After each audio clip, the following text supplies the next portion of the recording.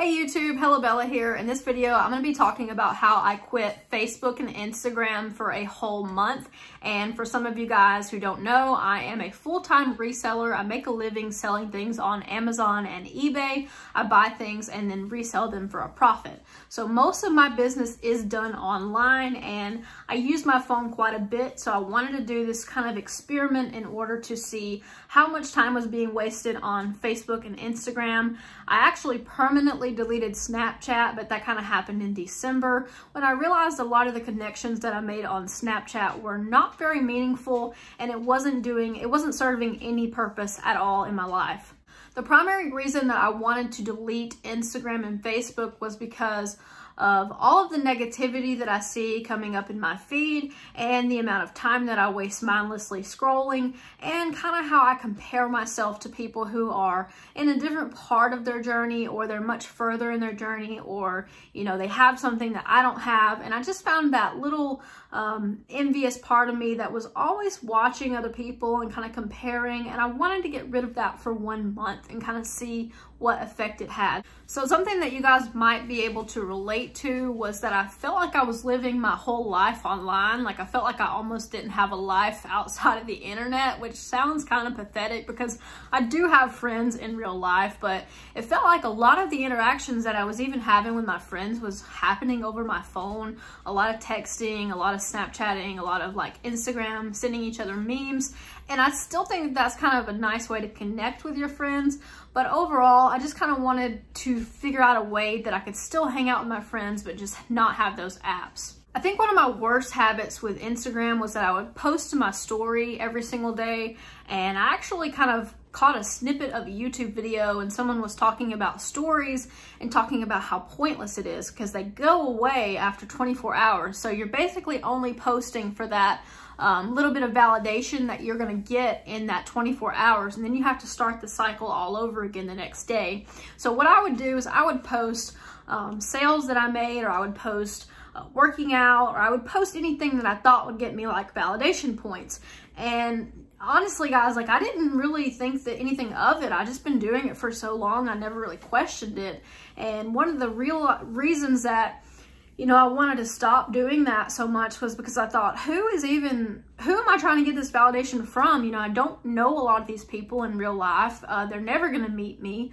Does validation from them really mean anything to me? And honestly, the answer was no, but, I kind of had to explore, why do I feel the need to post to the story every day? Who do I want to impress and who's seeing that? So, and I don't think it's bad to post to your story at all. I know a lot of people, some of my best connections business-wise have come from Instagram and YouTube. So I think that, there is a lot of power in that, but I think that one of the traps that we fall into is thinking that posting is productive. It's not necessarily productive to post. And kind of one of the things I learned from this experiment was that when I make a post, I want the post to be meaningful. One of the things that I would do is I would just post every day just to kind of keep my account active. There's all kinds of marketing things that tell you, you need to post to Instagram at least once a day. Sometimes people tell you twice a day. Sometimes people will say every 3 to 5 times a week, whatever the case may be. But like there was all these like measures of posting. And there's all these rules and they're kind of arbitrary. And I kind of thought to myself, like, who made this up? Like, why is this the standard?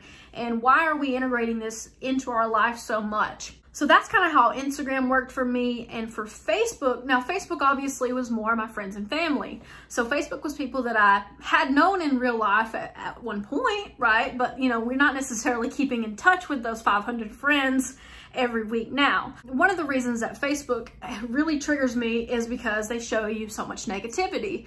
And they've done studies that, people react more to negative things. So let's show them negative things and keep them on the platform longer. Let's keep them commenting. Let's keep them engaging. And so that kind of really started to get on my nerves. And I thought, let me just remove this part of negativity from my life. And to be honest with you guys, Facebook, I do not want to use it anymore at all. Like, I just feel like, honestly, I know that Facebook and Instagram are tied in together, but like Facebook has such a negative impact on mental health for me. Like it just doesn't do anything good. The only reason I use Facebook now is for Facebook Marketplace so I can sell things, and I use the Messenger app to talk to my mom.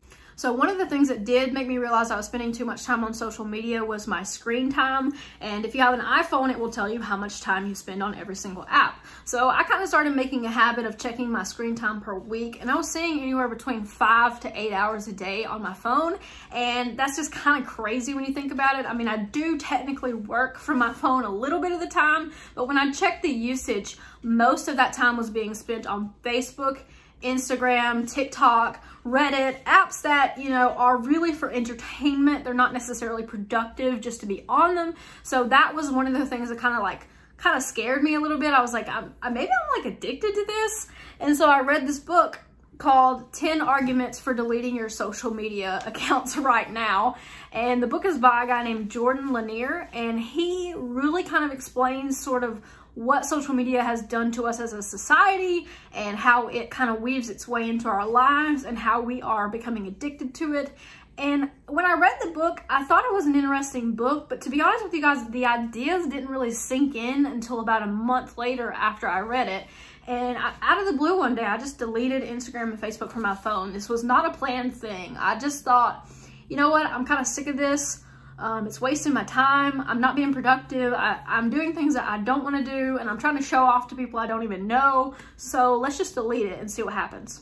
So the first few days were definitely the hardest. I kind of like found myself wanting to post my workout, because every day I like work out for about 30 minutes to 45 minutes, and I would take like a selfie in the mirror. And I thought, okay, I got ready to post my selfie to Instagram, and I'm like, oh man, my Instagram is deleted.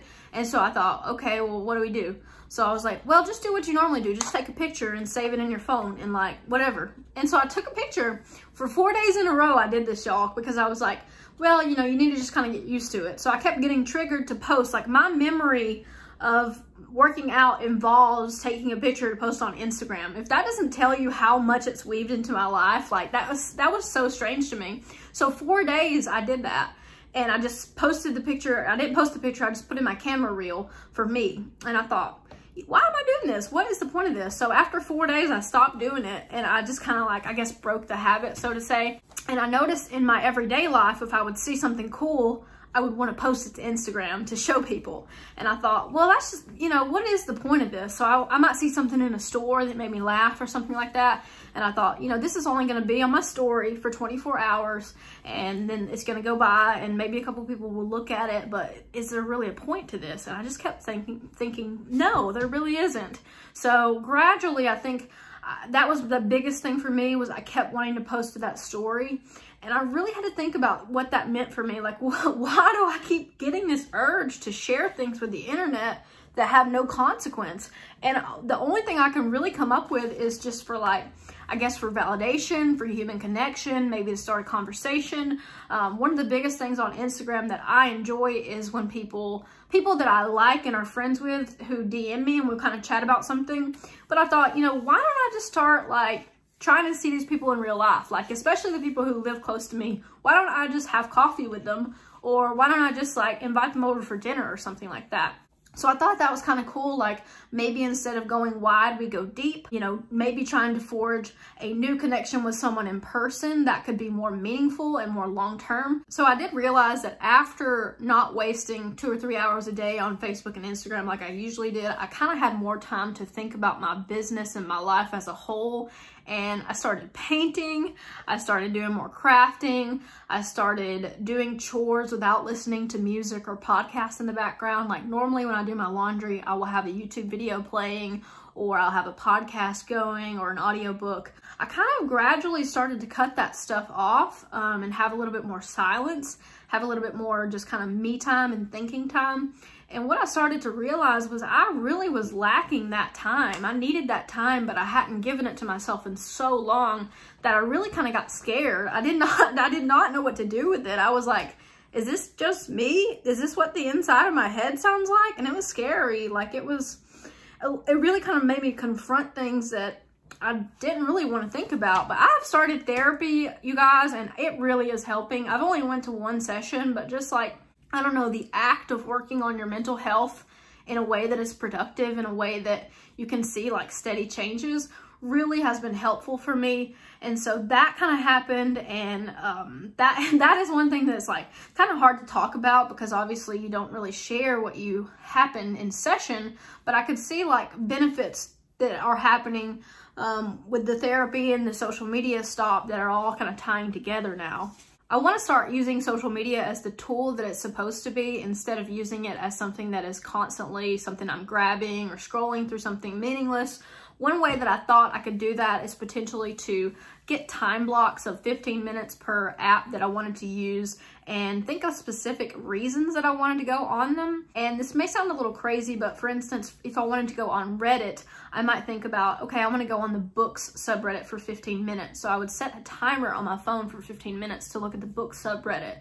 And I would wager that after that, I've probably absorbed all the information that I need for the day. I don't think that anyone needs to be reading on Reddit for hours and hours a day. It just sort of happens. One thing leads to another.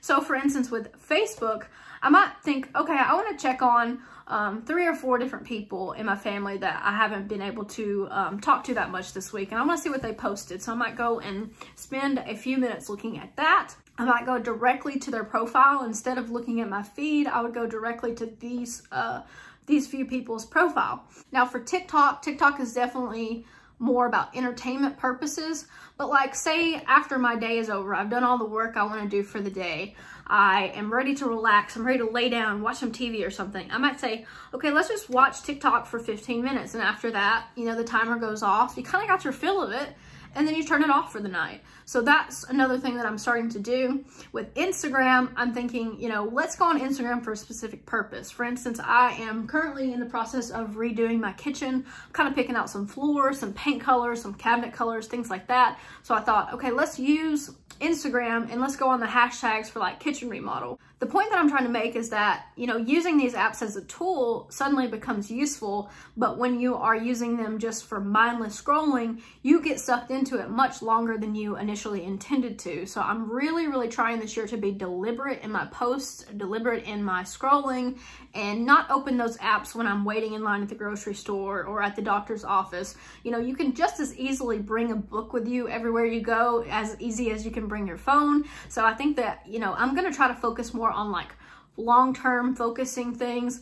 I did notice that it's difficult for me to do one thing at a time, like without noise in the background. So one thing that I'm going to work on in February is kind of like, how can I do something quietly and think, you know, almost like as a meditation. I always use the laundry folding example, but like when I fold my laundry, I like for it to be quiet and just sit there and fold things and like put all the colors together, sort the socks, you know, sort each category of things. And it's almost like a way to kind of calm myself. The scariest thing about social media to me is how we have all just kind of integrated it into our lives without a second thought, and giving it that thought to say like, how is this affecting me? How am I starting to make this part of my habits? And would I be okay with, like, say if I have a child, would I be okay with them spending this much time on social media? And honestly, the answer is no. I would probably think that my child needs to go outside, get some fresh air, maybe play a sport, maybe learn to do some artwork, or maybe do some chores. So I'm kind of having to treat myself like a child right now and kind of relearn, like, what does it look like to kind of step away from all of this? And I'm not saying that I'm going off the grid. Obviously, I'm not going off the grid because I'm making a YouTube video about how I quit social media for a month. So I'm not like making any huge major leaps of faith or anything like that. But kind of what I wanted to share with you is like, maybe, you know, if Instagram is your problem app, maybe you take a break from that for 2 weeks, or maybe you delete it off your phone and only use it on your desktop, or, you know, maybe you don't use it after 7 p.m. I think that one of these things, these little challenges, really help us kind of think about life in a different way, especially for some of us who have been doing things for so long. I got my cell phone in the 4th grade. So I'm 26 now. So I've had a cell phone for probably since the time I was around 10 years old. And, you know, that's 16 years of like being told, you know, that you need to have your phone with you everywhere you go. And so just kind of even the act of just going in the store without my phone, I even reach for it like when I'm going through a store. And so kind of leave it in the car, or leave it in the car and go for a walk or something like that, and don't have any music or something. And those kind of things are really what I'm trying to get back to. I don't want to make this video super long, but I did want to share this with you guys, I guess if nothing else, just to kind of document the way that it made me feel. I will be thinking about some other apps that I want to get rid of permanently, but Snapchat had to go. Snapchat was just pointless for me. It was a lot of like, don't want to be crude, but there was a lot of guys on there who try to hit me up, but like they didn't really want to talk to me any other time. So it's just kind of like a booty call app, I guess. But that was kind of frustrating. I did send Snapchats to my friends. Like, we have a couple of friends that are girls who would like snap pictures and stuff. We would send silly stuff to each other, but like, honestly, I was like, well, we can do that on Instagram, or we can just do that through text messages. So I just went ahead and deleted that one. The last thing that I did to kind of cut my social media usage down was I moved all of the apps from my home screen on my phone and pushed them like a couple screens over. So if I really want to get on something, I have to kind of work to find it.